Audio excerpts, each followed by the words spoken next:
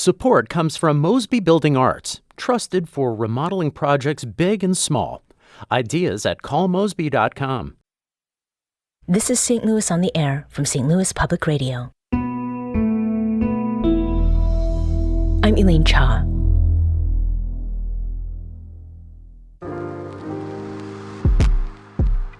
If you visit the Missouri Department of Social Services website for information specific to SNAP benefits, what you'll see there is a blush pink box with red text that reads, "Due to the federal shutdown, the Food and Nutrition Services has instructed state agencies to temporarily suspend the issuance of November 2025 SNAP benefits, which are 100% federally funded."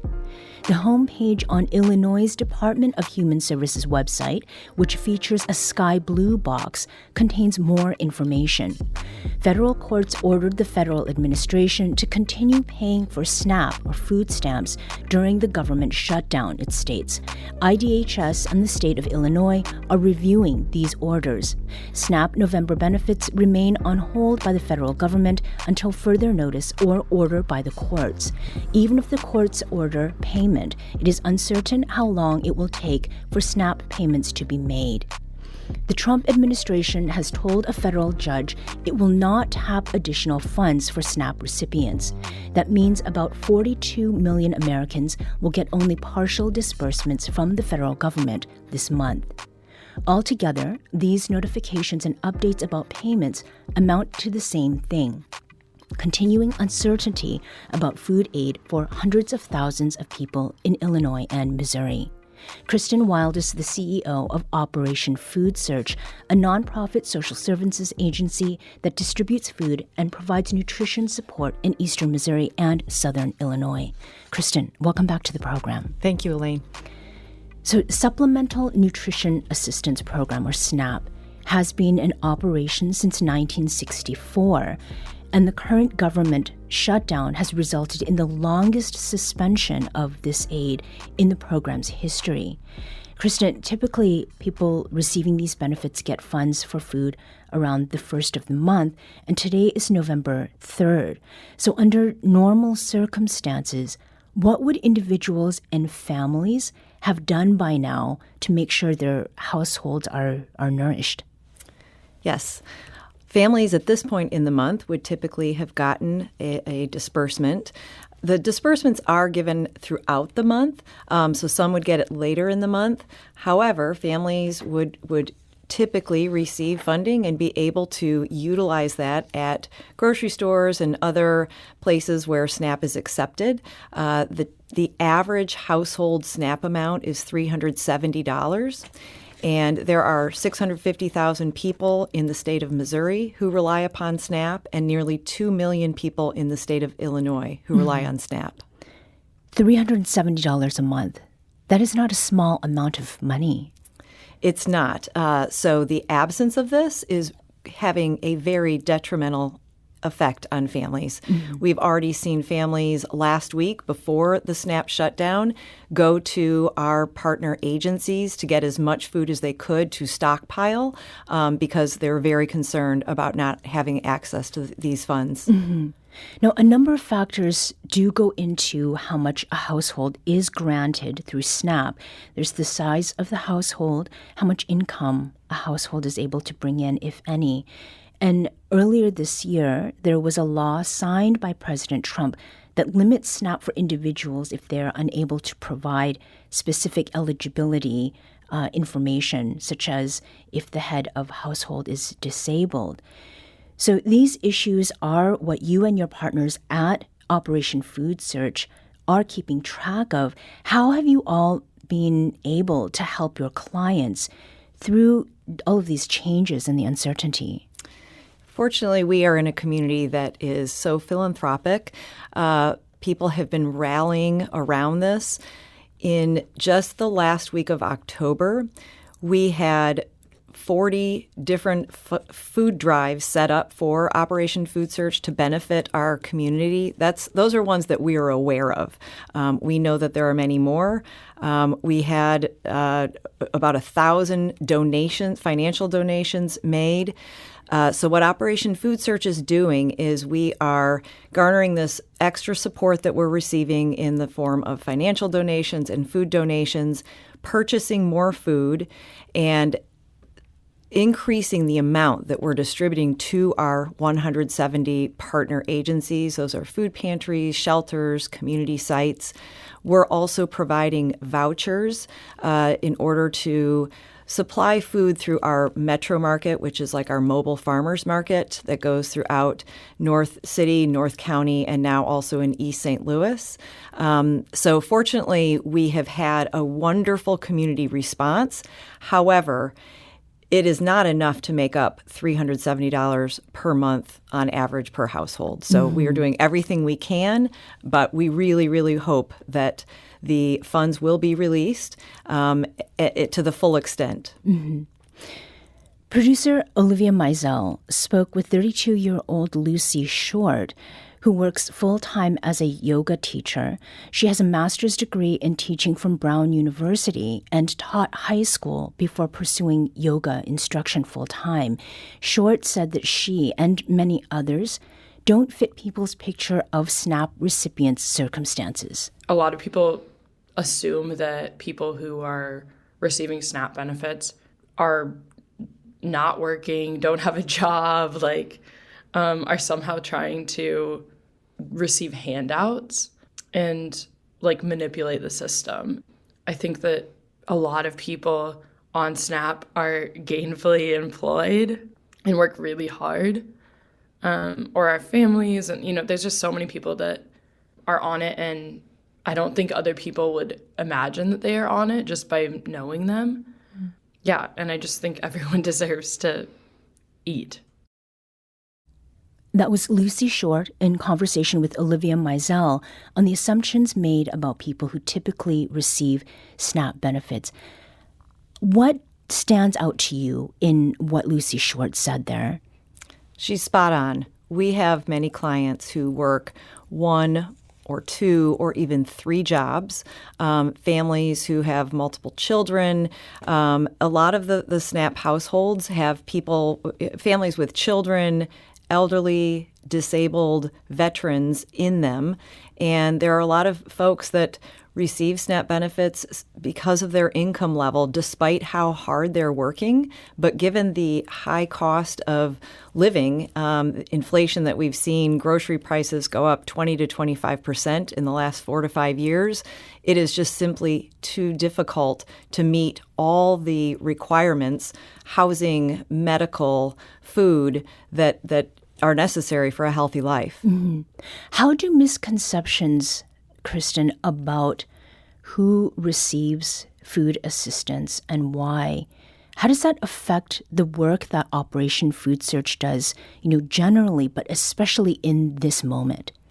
We're really always fighting the stigma surrounding needing assistance. We've got children who take home food on the weekends through our Operation Backpack program. And, we put it in backpacks that are very discreet and just look like a book bag. So, we know that exists, the stigma, and we encourage people, if they need help, they need to reach out for it. They should not struggle alone. They should find local food pantries near them. They can do that by going to operationfoodsearch.org. They also, if they potentially would qualify for free and reduced lunches and breakfasts at school, they should absolutely apply.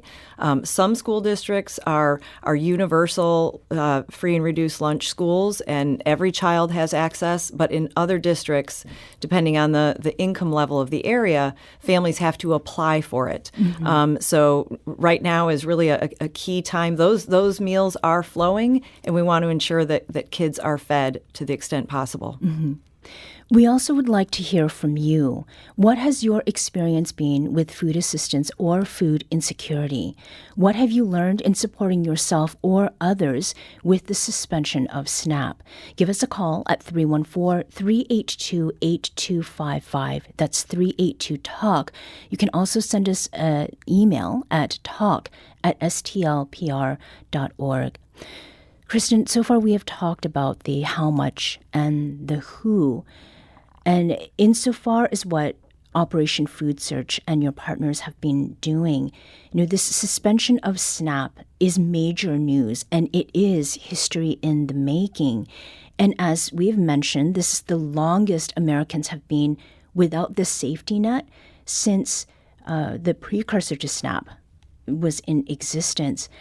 How has Operation Food Search and all of your partners braced for this kind of a situation in the past that is, a lapse in government funding? As you said, this is really unprecedented. We have dealt with other crises in the past. COVID, during the pandemic, there were a lot of folks that didn't have access, say, to meals at school, and people's lives were disrupted. There was a lot of unemployment. And so we responded then. Then with the tornado in May, another crisis that faced the St. Louis area. Again, we've had to be flexible. Our partners have had to be flexible in how and where food is getting distributed. But we've never experienced a shutdown of this federal safety net program. In those two other instances, there was federal funding available. So this is truly a unique situation. And yes, SNAP and food stamps started in 1964, but even prior to that, really back in the 1930s and 1939, there was a food stamp pilot program. So we've really had this type of safety net program for nearly 90 years. So to see a disruption like this is it's making history, like you said. Mm-hmm. What makes distribution different when the issue is the lack of federal funding? Well, of those who receive food assistance, about 90% of it comes from federal assistance programs, SNAP and WIC. And the food banks and food pantries make up about 10% of the food assistance. So our task is monumental. In the absence of that 90%, we are really in overdrive. Our partners are in overdrive. We're doing everything we can to shrink that gap, but 90% is a huge, huge amount to make up. Mm-hmm. We need to take a quick break, but we'll be back shortly to continue this conversation about the loss of SNAP benefits with Kristen Wild, CEO of Operation Food Search. This is St. Louis on the Air on St. Louis Public Radio.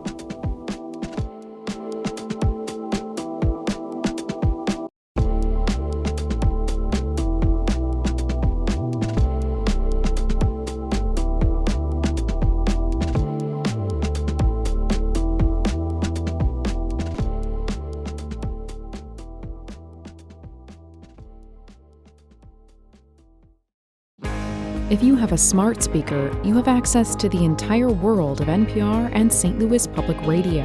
All the latest news and all the captivating stories. Activate our voices with yours by telling your smart speaker to play St. Louis Public Radio. Welcome back. Let's return to our conversation with Kristen Wild, CEO of Operation Food Search. We're discussing what a continued suspension of SNAP benefits will mean for households in the St. Louis region now and going forward. We heard from Lucy Short a little bit earlier, and she had also shared that losing SNAP benefits will have personal impacts. Her worry, however, is how people will manage at the broader community level. Personally, I know that I'm going to have to eat less, and that will probably mean kind of like rationing food and skipping meals and getting really creative with it. Beyond that, I'm just concerned on like a bigger picture level. That's my main concern, is just like how it's going to impact our community at large, because I know that like lots of people are going to be going without meals. I'm really lucky that I have like a strong support network, and I'm sure I'll be leaning on them too. But yeah, I know that a lot of people don't.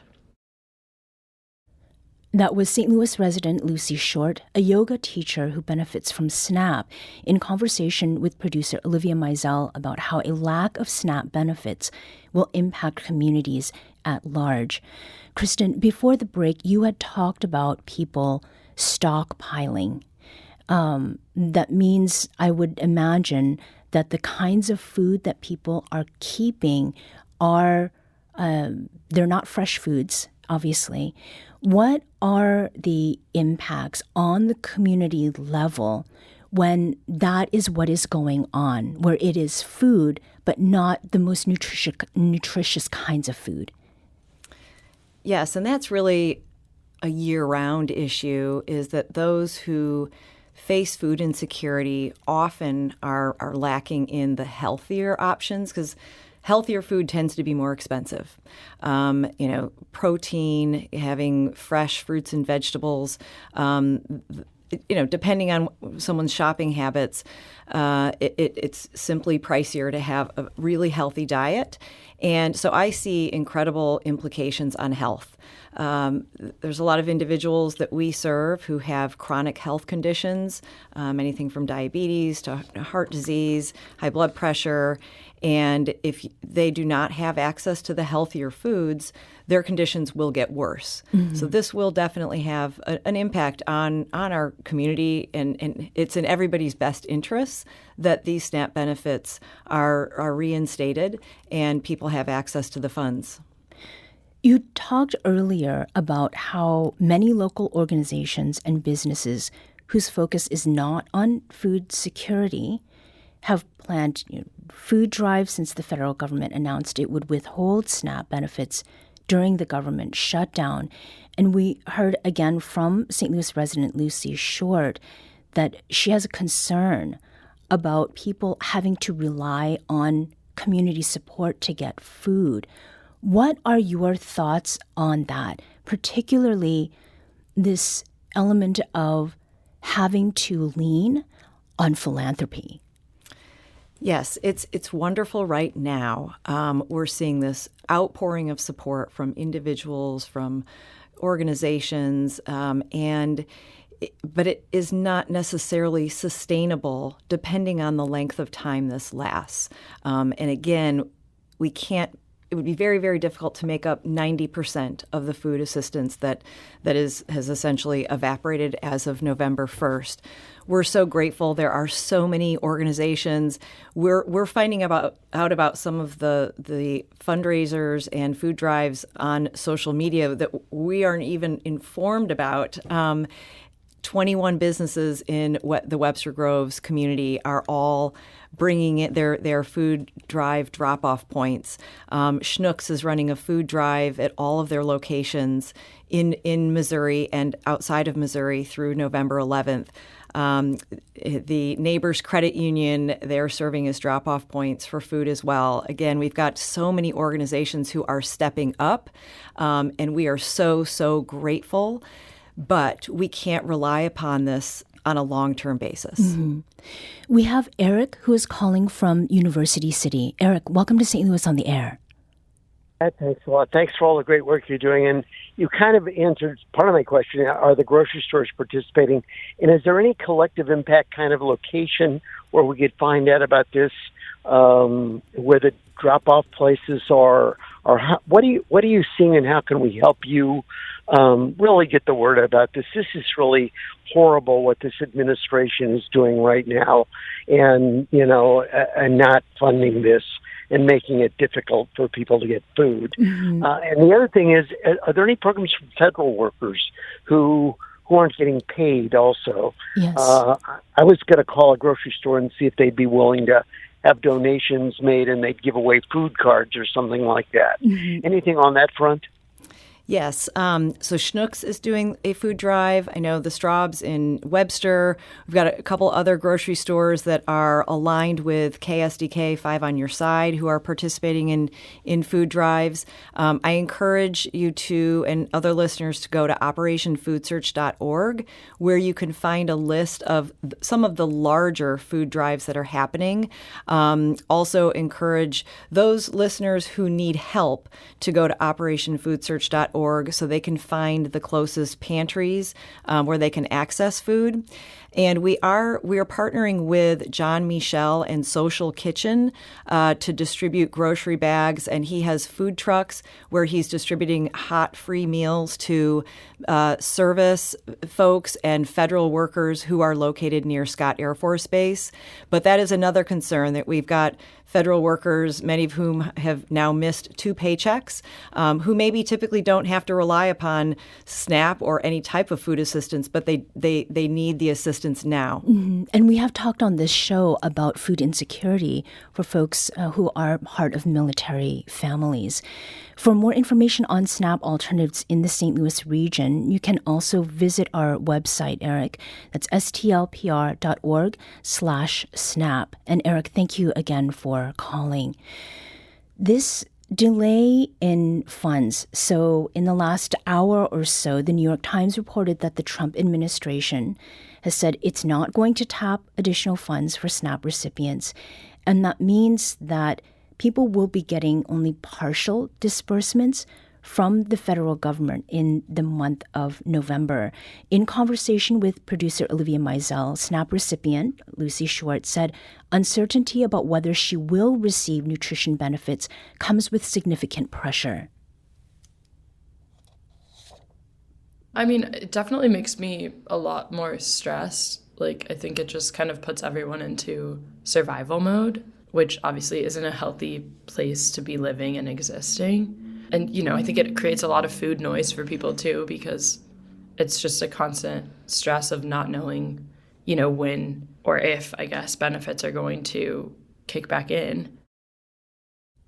Kristen, what are you hearing with regard to pressure households are experiencing because SNAP benefits are being held up, whether it be from partners or directly from individuals? Yeah, we've definitely heard that there is just a lot of stress surrounding the uncertainty. And with the latest that potentially this $5 billion in contingency fund could be released based on the Massachusetts and Rhode Island judges' rulings on Friday, that is not the full amount that typically is dispersed in a month. Typically, it's $8 to $9 billion.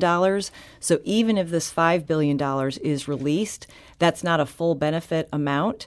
And it's going to take time for the federal funds to filter down to the states and for the states to administer the funds to individuals' EBT cards. And it's going to vary state by state depending on staffing and interpretation and needing to determine what this partial payment will be. So even in the best case scenario, families will not be getting the SNAP benefits, in this first week or so, and the amount is still very much up in the air. So it's creating a lot of stress. Mm-hmm. The timing of this halt of SNAP benefits adds another layer to this issue. It is the start of holiday season. Thanksgiving is in just a few weeks, and Christmas is around the corner, and this has cultural significance. What effect does the holidays have on the work you and your colleagues and partners do on a regular basis? And now with what is happening with SNAP benefits, what are you looking at?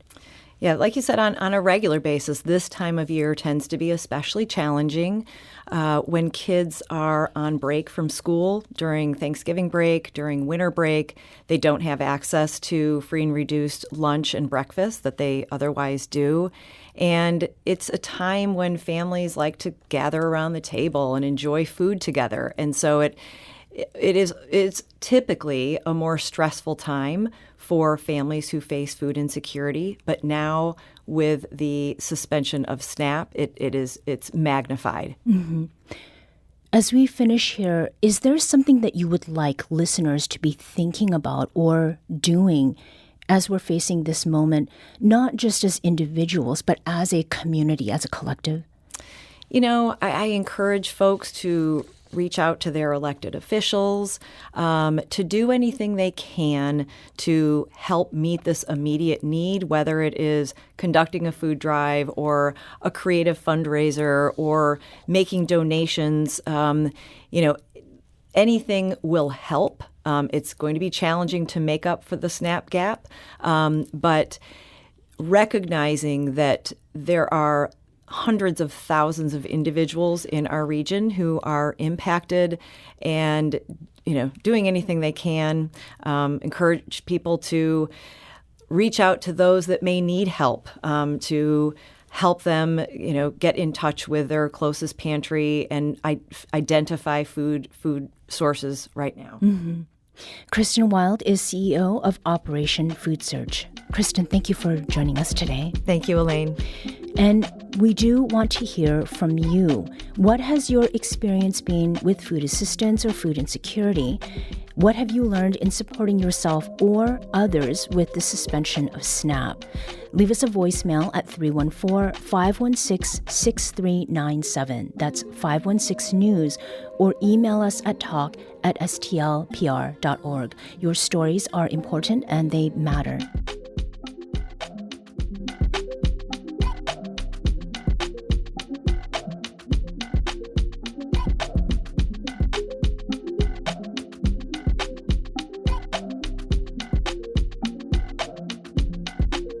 This episode was produced by Maya Norfleet and I, Elaine Shaw. Production assistance from Olivia Mizell. Our audio engineer is Aaron Dorr. This podcast was mixed and edited by Aaron. Our executive producer is Alex Hoyer. St. Louis on the Air is a production of St. Louis Public Radio. Understanding starts here. Do you find yourself regularly listening to episodes of St. Louis on the Air? Suggest us to a friend you think might enjoy our conversations. And leave us a review and rating on Apple Podcasts on the App Store. It's the simplest way to help people discover our show. Thanks. St. Louis Public Radio is a member-supported service of the University of Missouri St. Louis.